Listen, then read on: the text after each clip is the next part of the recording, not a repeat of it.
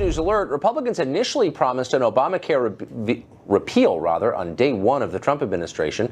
It's since been a month and a half since the inauguration, and now the House GOP has revealed its proposed replacement for that law. For details, we are joined by Fox News correspondent Trace Gallagher. Hey, Trace.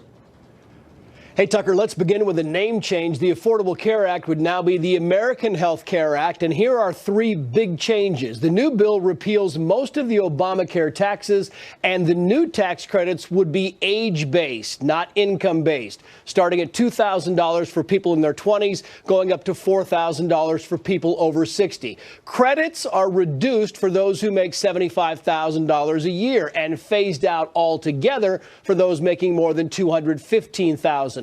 The new bill rolls back the number of people covered by the expansion of Medicaid, which is a point of contention for Republican lawmakers whose constituents rely heavily on Medicaid.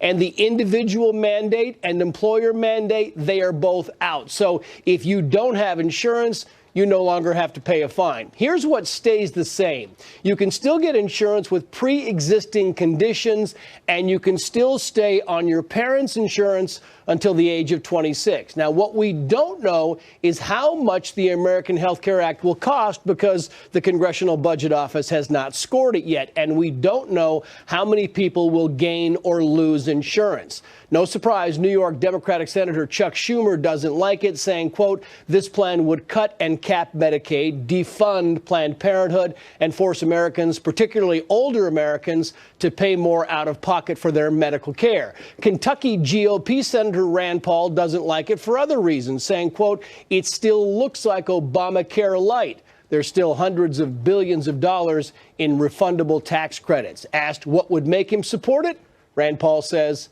change. The bill gets marked up this week by the Energy and Commerce Committee, which oversees Medicaid, and the Ways and Means Committee, which oversees tax legislation. The full House could vote on it later this month. Tucker. Change. Rand Paul, a man of few words. Thanks, Trace.